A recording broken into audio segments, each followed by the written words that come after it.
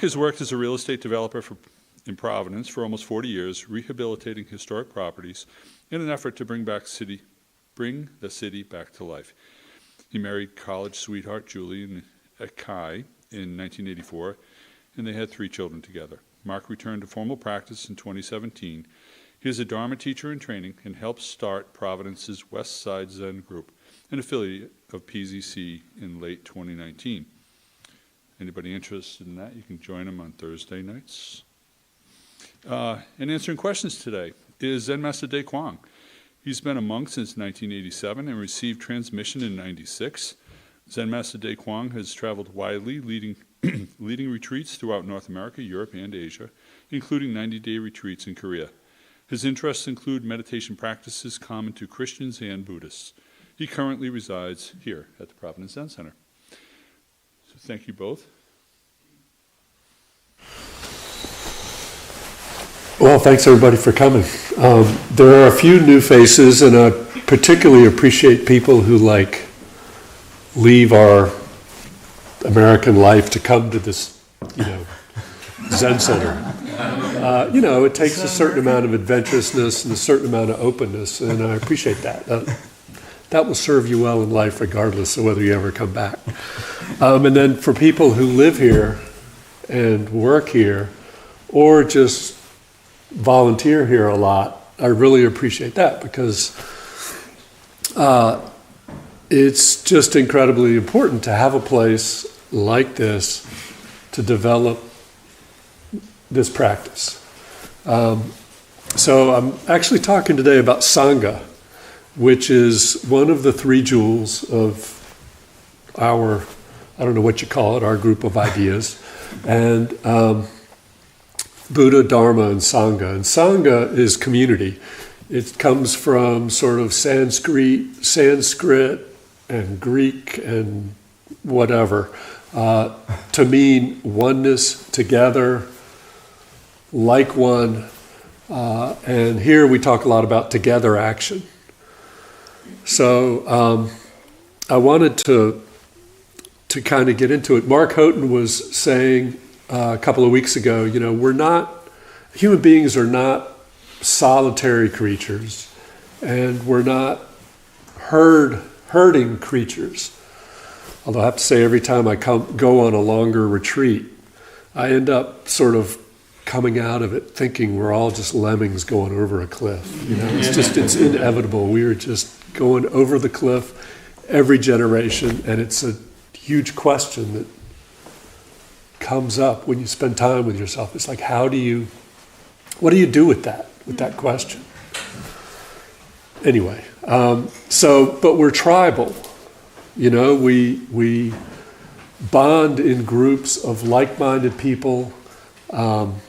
We come to our best. We really sort of develop our greatest capacity in tribal groups. We support each other, we teach each other, we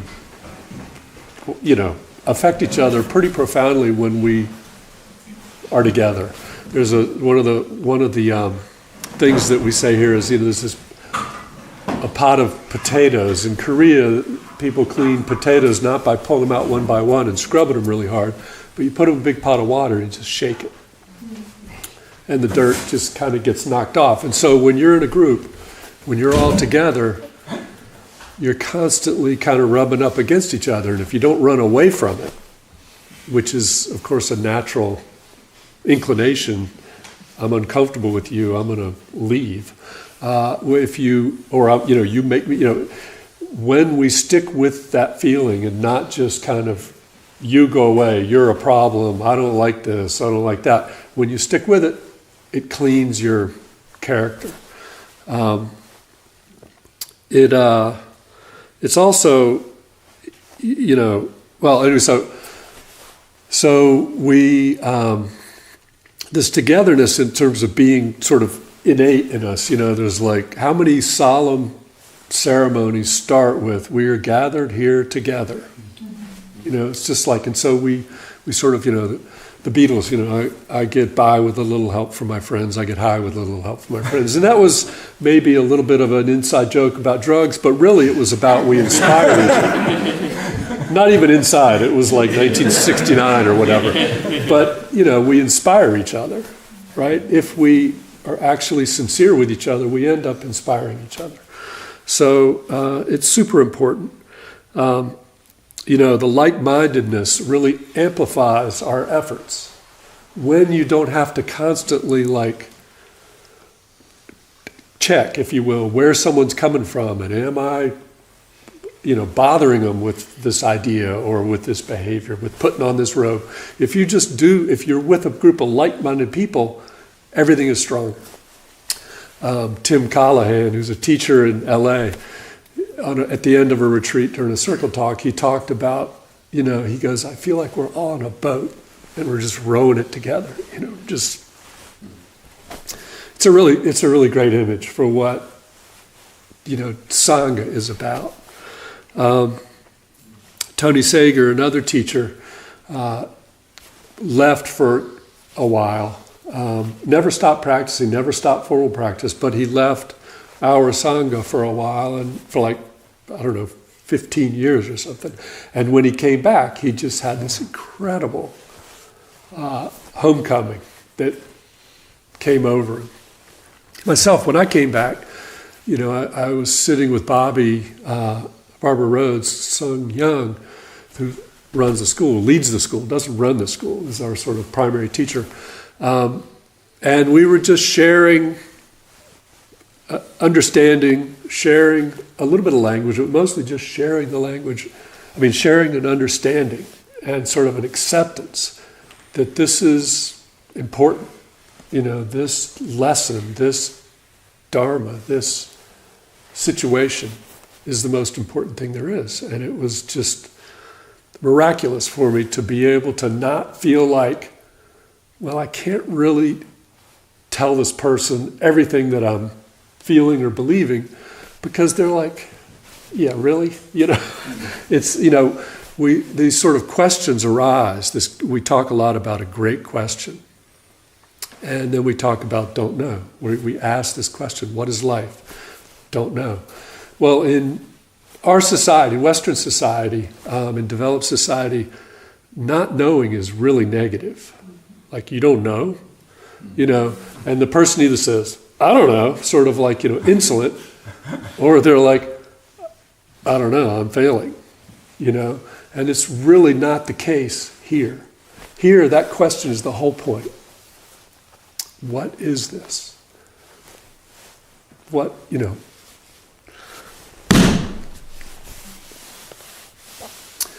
So, when you open up to that question, when that question sort of expands in your awareness, reality sort of expands, and your heart actually opens up. You open up to this world, and it's like, oh, I don't have to fret over who's in the White House. I don't have to fret over. Of course, we're going to fret over who's in the White House,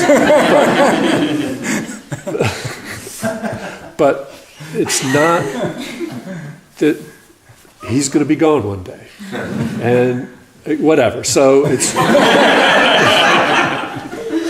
I don't know. Let's not get into politics. It ruins everything. It's like,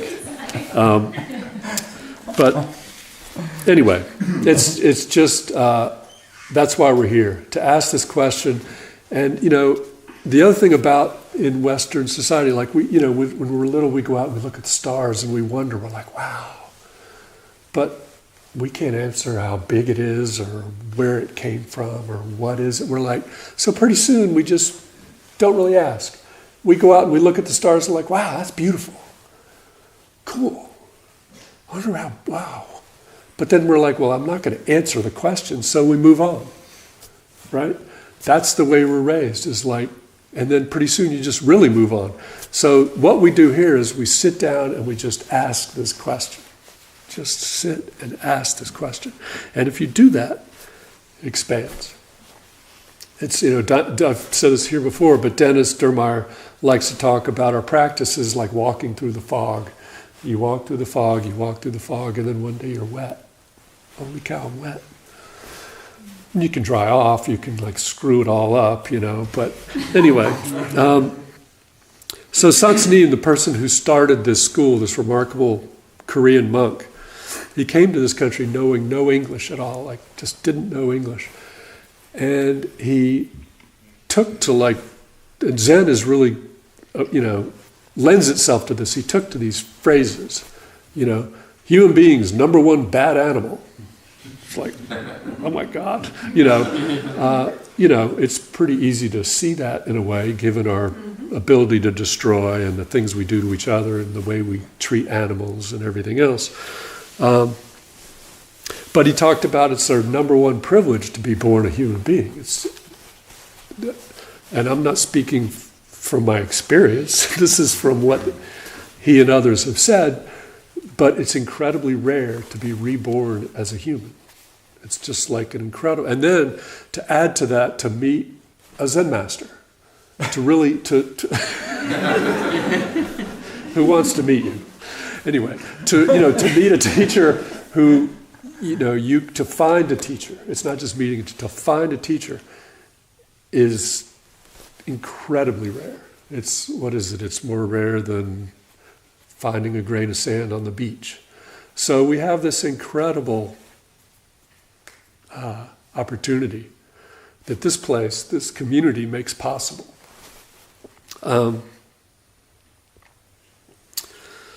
Now he does talk about, and not just him, the Buddhist teachers through the ages talk about born a human, already a big mistake. Right? So here are all these contradictory sort of ideas. But what that's about is you're sort of born into this world of karma. These habits, these suffering, this world. And so how do we deal with that? How do we deal with this life? Bobby Rhodes she wrote the book Composting Our Karma, which is a really wonderful, accessible, clear, short book. And she talks about, your karma, it's like dribbling a basketball. You're like dribbling a basketball, and if you take your hand away, it starts to drop. It just naturally slows down, and our practice is taking our hand away. The thing is, it's really hard to take your hand. It's like the ball's really fun. You're really into it. You're bouncing it. You're thinking about the shot. Whatever. You're bouncing the ball. And one thing she says is, sangha is particularly helpful because right before the ball stops dead still, you really want to grab it and start it up again, right? And that sangha, when you're practicing with people, when your ideas and your efforts are being encouraged and mentored and modeled by others, it helps you not put your hand back on that ball, So it's a wonderful thought about how you can sort of get past your karma, is like not to bounce the ball. So real quickly, I don't know how much time, another minute or two. I started a little group. So I live in Providence, and like all Rhode Islanders, to drive 20 minutes, like I have to pack a lunch. It's like, oh my God, drive out to the Zen Center.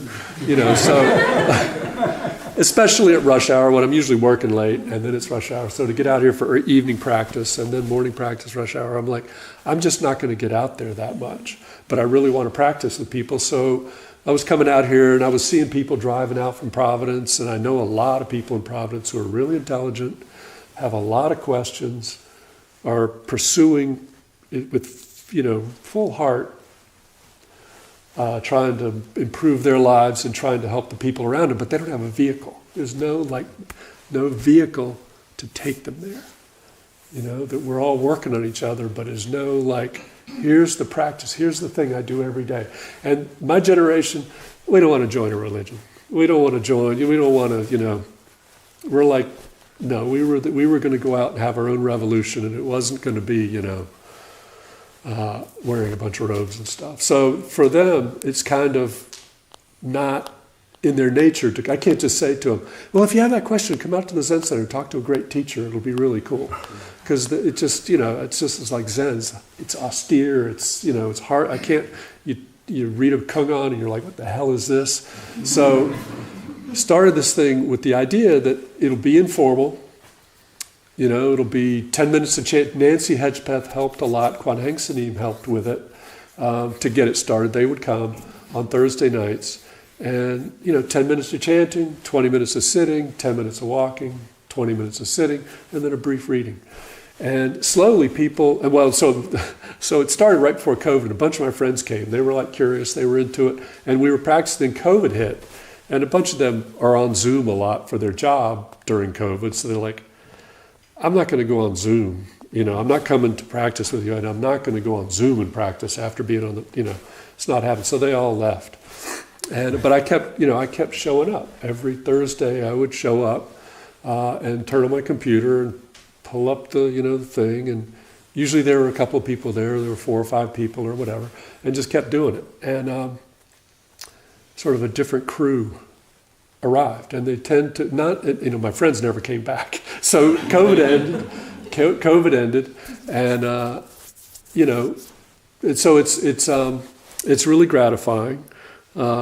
It's fun. I think the other thing is as they get interested, it's like, oh, go to the Zen Center, it's like, there you'll hear a room full of people chanting, not just 4 or 5 of us or 6 of us, and meet some senior teachers and kind of, if you're interested, because what we're doing here is really just an introduction. So anyway, I encourage you, if you're in your community and you can't get out here every day, to start a little group and do it and just make yourself available. It helps to have a nice room. I'd become a Dharma teacher in training, so I had a nice chukpi.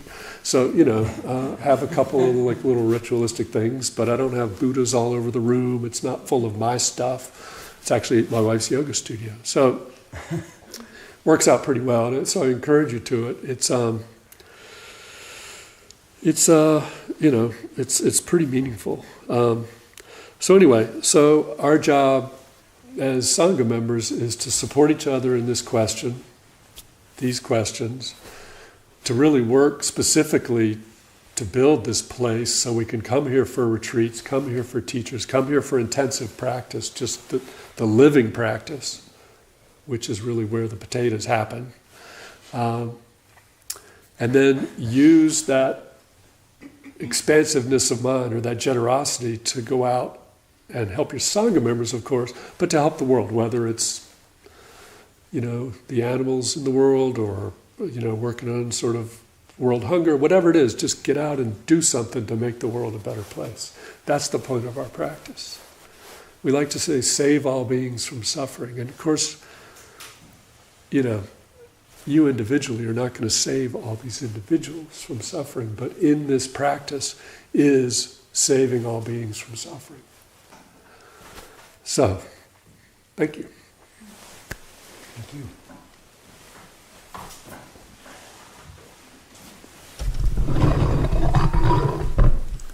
So I want to thank all you potato heads for coming today. That's great.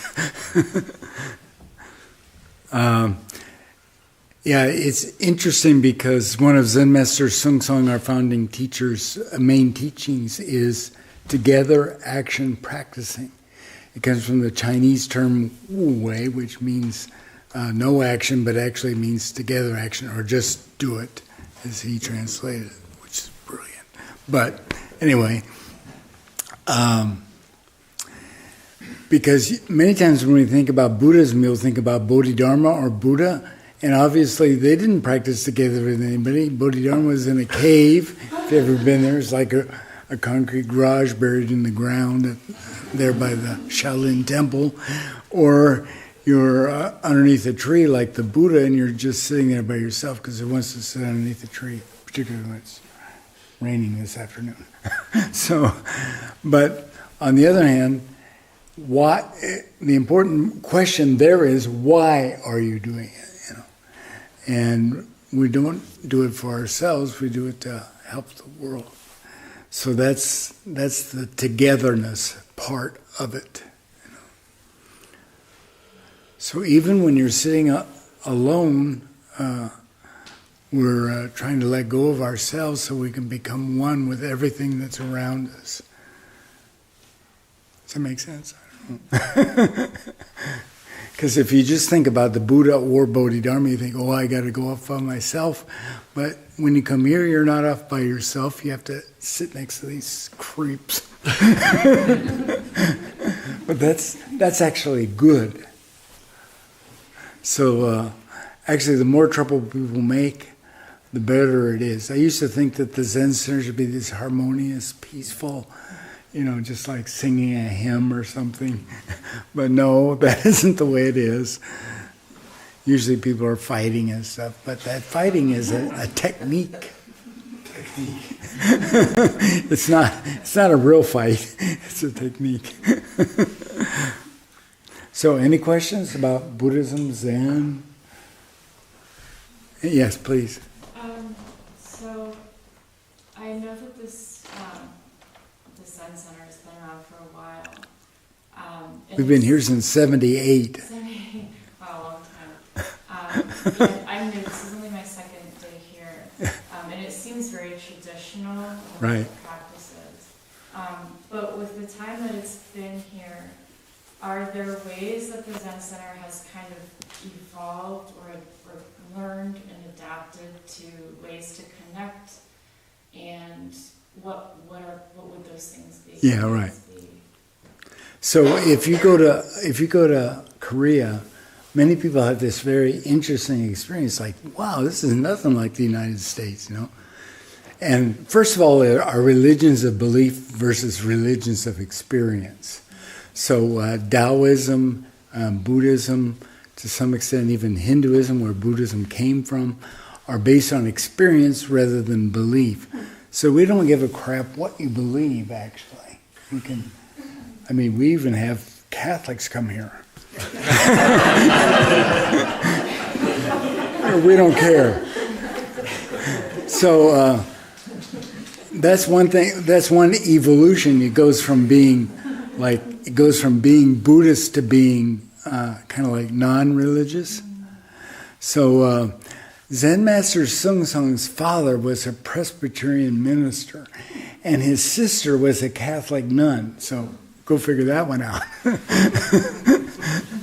So it's this experience. That's the biggest thing that you have to evolve into, I guess, or however you say it, is moving from belief to experience. So we only care about what you've experienced. I don't care so much about what you believe. In fact, I don't care at all what you believe. So you can believe anything. And the people that come here do believe anything. Just don't talk to Richard about his beliefs.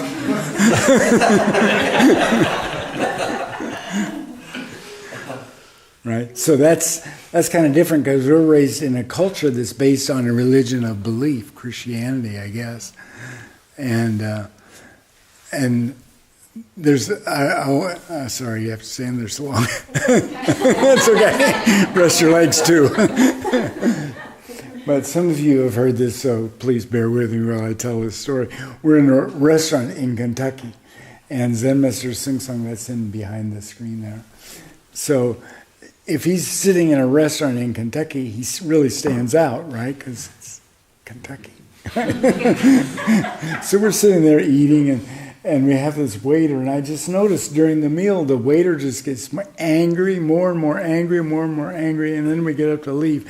And the waiter runs over and stands in front of the door and points at Zen Master Sung Sung and says, "Do you believe in God?" And Zen Master Sung Sung just looks at him and smiles and says, "Of course I believe in God. Of course I believe in God. By the way, did you ever experience God? Did you ever meet God?" And the guy didn't know what to say, and we left. So that's the big difference about, like if we're a Buddhist center, which we sometimes portray ourselves as, but it's not like dogma or anything. I'm not a Buddhist. Because Buddhism is ultimately it's based on experience, right? So Bodhidharma got something there. I don't know what. He got a headache, that's for sure. And then the Buddha sat under a tree and got an enlightenment, so he got something. So all of this is returning to what you originally are. So in Buddhism, we teach everybody already has it, they just don't know it. In fact, that's the first thing that Buddha said after he got enlightenment. How wonderful. Everybody, that means everybody, the person you hate the most, the person you like the most, even your wife, has it already. They have it already, but they don't know it. And so it's ignorance that causes human suffering. That's the Buddhist teaching. It's very simple. It's not, you don't have to be an intellectual or anything. Yes? That was very well put, actually. Great question.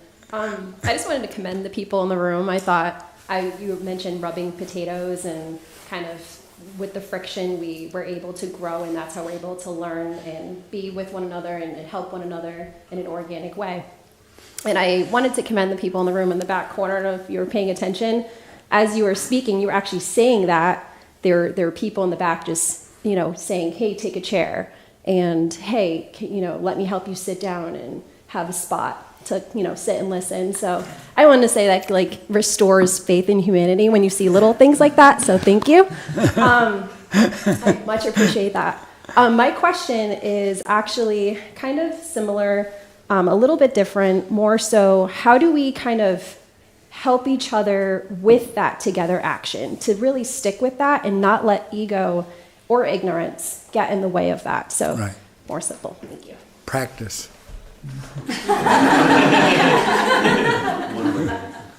Together action, practicing. It's about letting go of the self, not getting rid of the self. So your self is not going to go away. It's about non-attachment. But then there's big attachment and little attachment. So little attachment is, I like foam milk in my latte. And big attachment is, how may I help you? Like, even how may I help you get a chair or something, right?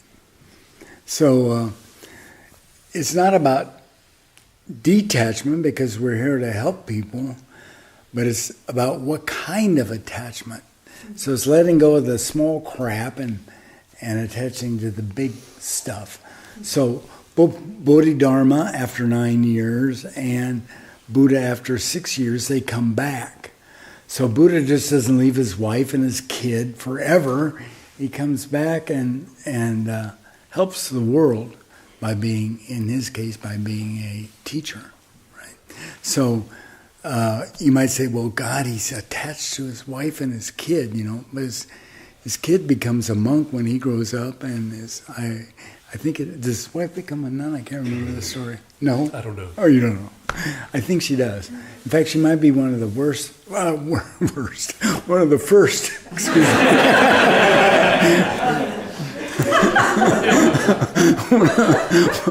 One of the first nuns.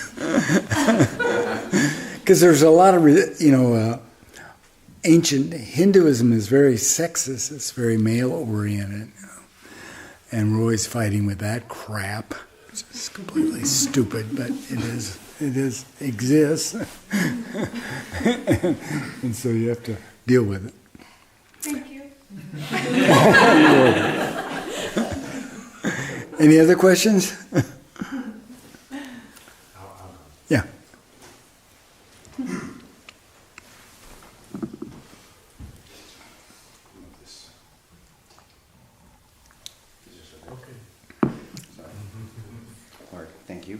Thank you.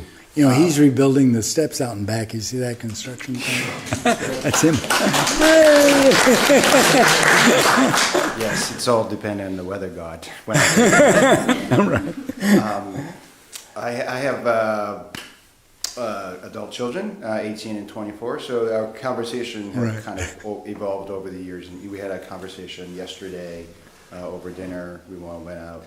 And, we get overstimulated with a lot of mostly negative news. And so, of course, my older son was obviously agitated, and he says something about, oh, what are we going to do with this world? We're all doomed.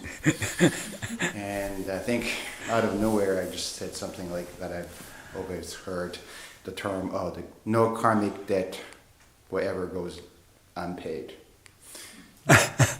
That's a good idea. Just to give them an assurance is that, whoever's causing this harm, whatever it is, the environment, political, or whatever it is, they would eventually have to pay. And we will. Of course, he's impatient. We're all impatient. So he said, when? Next Right. Thursday. So, I don't know. It may take years. It may take generations. I mean, all the past sins that we have all accumulated, and we may pay it right away, or we may not. And I think the conversation was sort of evolving to, so how do we free ourselves from this sort of anxiety? Because if we always pursue, when are we going to get our revenge? When are we going to see the other people pay their karmic debt?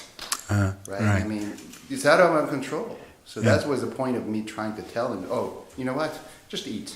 Enjoy your dinner. Enjoy our time together. And that's all we can do. That was kind of that. So maybe you can comment on that. Okay. I can't really, but... Well, Zen teaches and Buddhism teaches that everything is by cause and effect. So whatever happens has a cause. But you're not usually aware of what that cause is. But that's the theory. And then you don't want to attach to those causes and effects so you can help the situation. And so we're practicing to let go of cause and effect, but see it clearly. Because usually you don't see it clearly, right? You blame somebody like, it's my husband's fault. But you don't see what role you might have in that. And if you're the husband, you say, it's my wife's fault, but you don't see what your part in that is. And it's probably both of you working together to create the same mess. So there you go. So that's cause and effect. It's like a theological idea, but I wouldn't attach to it. But that's the idea, So it's funny because you're talking about kids. Now, how old are the kids? 18 and 24. 18 and 24. So usually people don't start practicing until they get older. I didn't start practicing until I was 38 or something.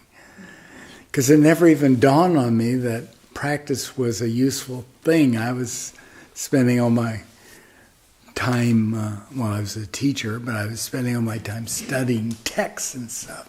Until one day I realized, wait a minute.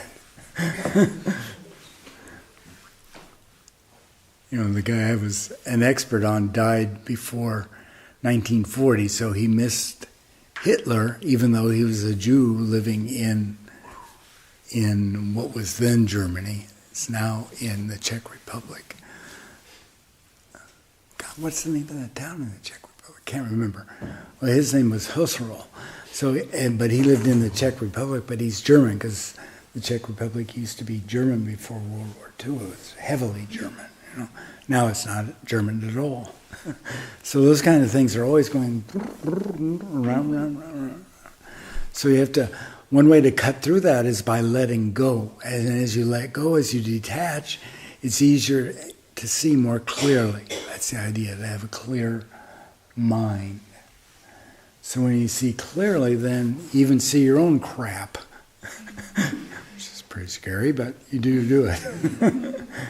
In fact, some people can't practice because they see so much of their own crap, they just can't tolerate it, We'll we done these 90-day retreats up here.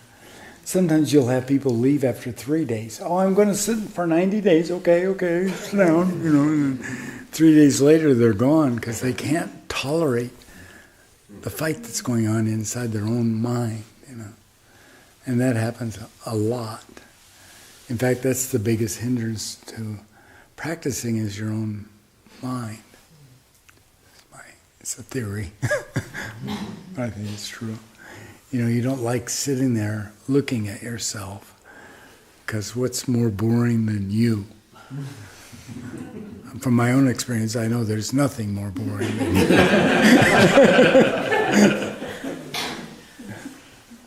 absolutely nothing.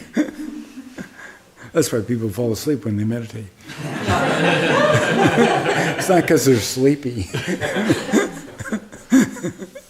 Yeah.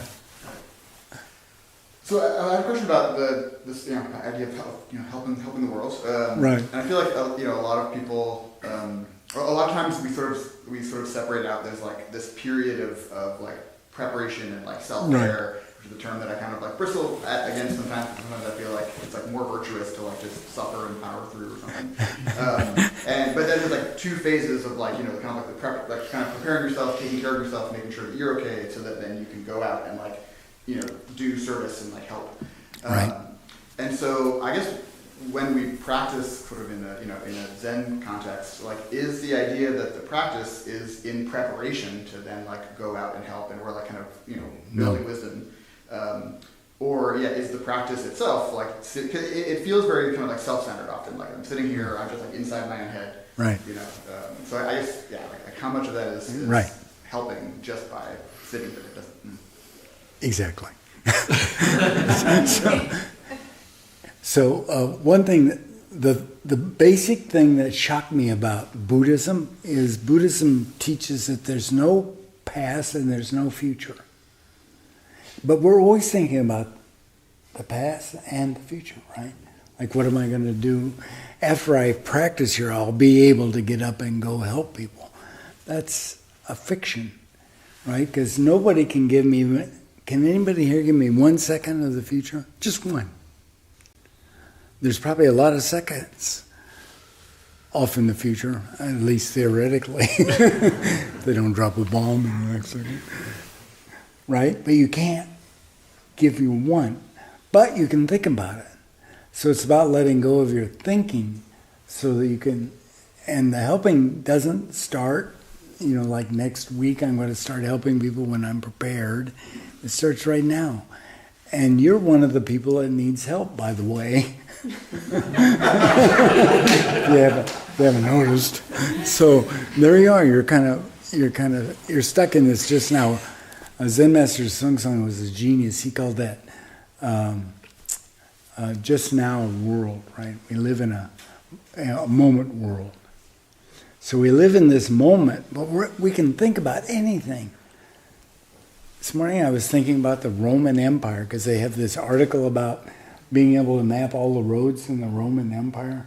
And there's like 3,500 miles of roads that they didn't even know about, but you can see them from satellite or something. It's kind of cool. I go, wow, really? They had interstates even before us. And that's like 300 BC or something. So you're always thinking about something, but you're always stuck right here, right now. So how are you going to get from Cumberland to Cranston? And that map of the Roman roads isn't going to help you, probably. But they did exist. Have you ever visited Hadrian's Wall? It's the most unimpressive tourist trap in the world. It's like the wall over here down Pound Road. But, it was built in, I forget, what is it?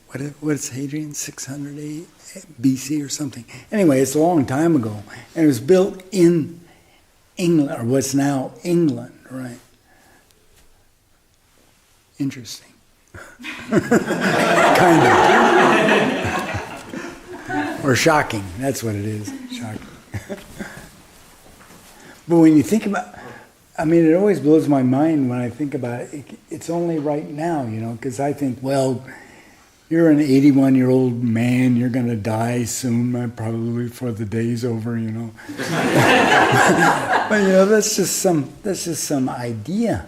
Because there is no end of this day. It's always right now. Like he hit the floor. So the meaning of that hit is not hit. The meaning of that hit is, come back to just now. Because this is it. And that's what Zen Master Dae Kwang called moment world. And that's where we actually live. Although we think, and it's just thinking, believe me, you'll notice that right away. You think you live somewhere else. You know, like this afternoon, I'm going to bake an apple pie. Okay, good idea. But you're not baking an apple pie now. You're sitting here listening to me blather on. Yes. Suffering and power throughing. Suffering and power throughing. Power what? Powering through it. Oh, suffering and powering through it. Yeah, it's just to call that out. How does that relate to Zen? Well, the reason it's called suffering, like old age suffering, old age sickness and death, right? So when you're young, you don't, at least I didn't, you don't quite believe this old age sickness and death thing. The great thing about being 80 years old is, hey, this is real. You know, and that's what the Buddha is always talking about, old age, sickness, and death, okay? But most of the time you can ignore it because if you're relatively young and relatively healthy and relatively...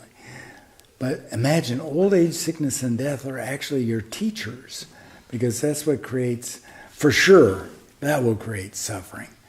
I mean, the Celtics might lose the basketball game, but that isn't real suffering, you know, it's not like old age, sickness, and death. So you're always stuck in that situation where you only have this moment, and whether you're 80 years old or 35 years old, it doesn't make any difference. You could die in the next moment. You don't know for sure because it happens all the time.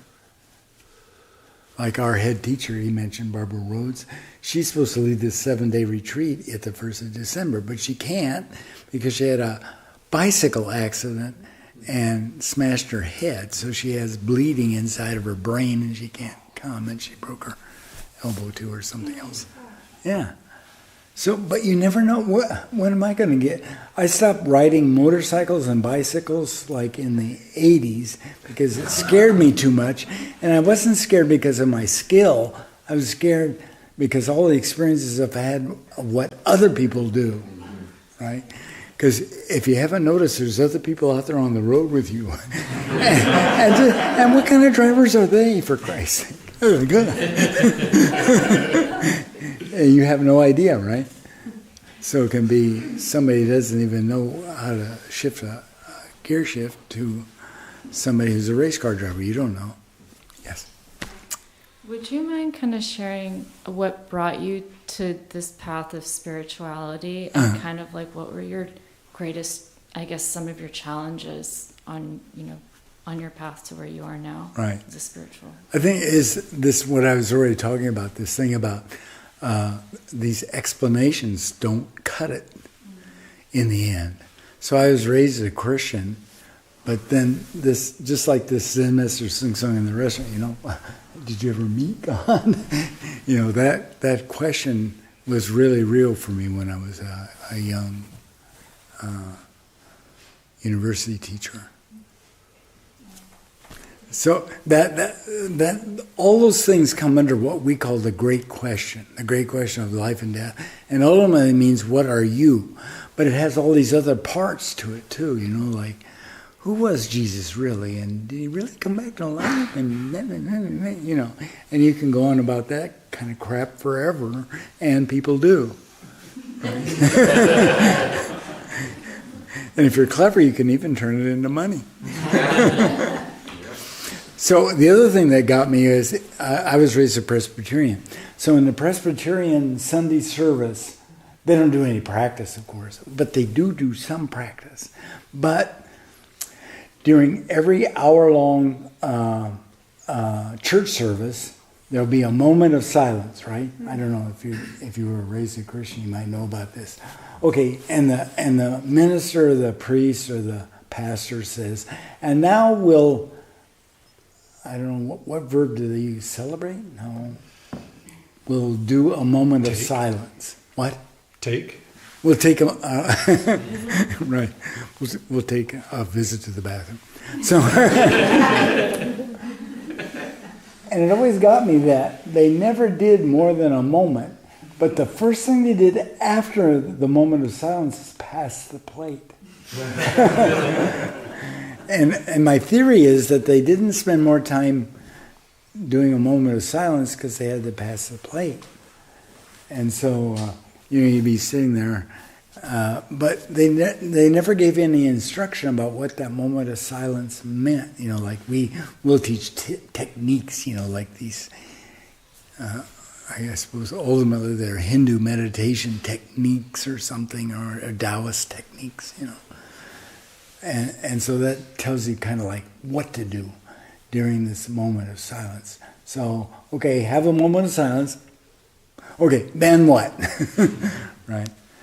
So that's what got me originally. That moment of silence, as growing up as a Presbyterian, what the hell is that about? All it's doing is stopping the plate from going around. Well, it does do that. And what about the challenges? What? The challenges you faced. Challenges that I faced? Being stupid. Or being in a position where you're supposed to be smart. That's a challenge. Being a university professor when you can't even add 1 and 2.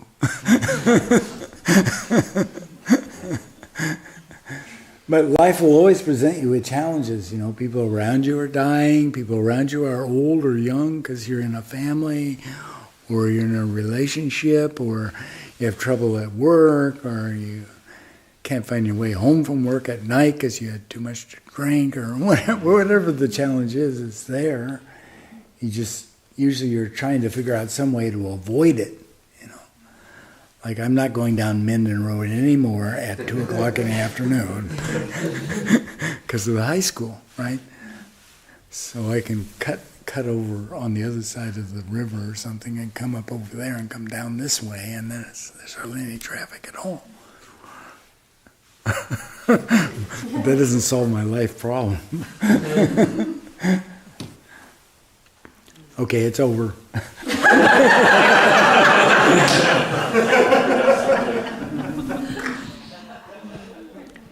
All right, thank you. Thank you very much for your talks. And I will now attempt to give you some moments of the future.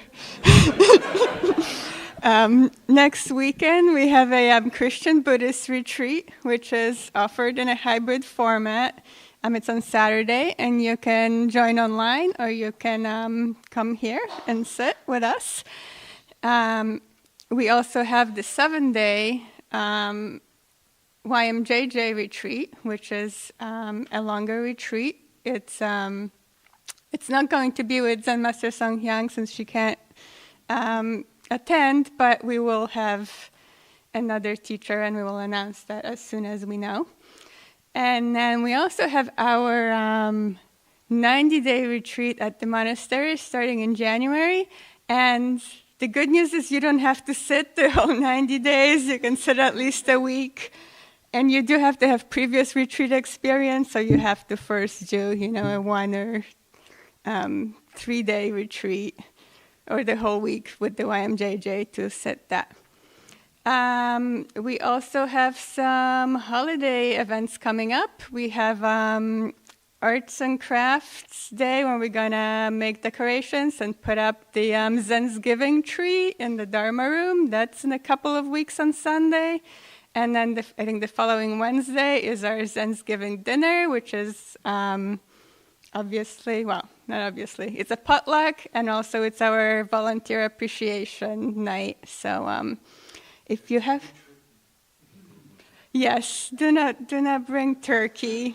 You can bring tofurkey if you wish, but unfortunately, no. We do have actually turkeys out here. You can see turkeys all the time, but don't get any ideas. So that's you can photograph the turkeys. That's about it. So that's it for now, and you can enjoy refreshments, and the gift shop will be open downstairs as well.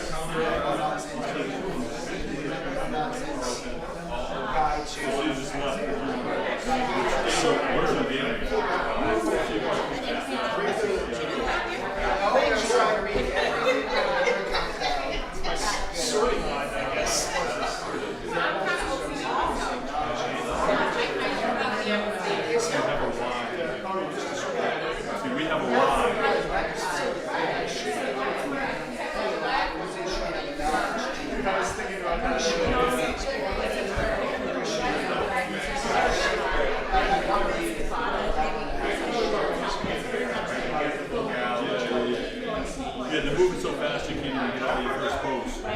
Yeah, you stand.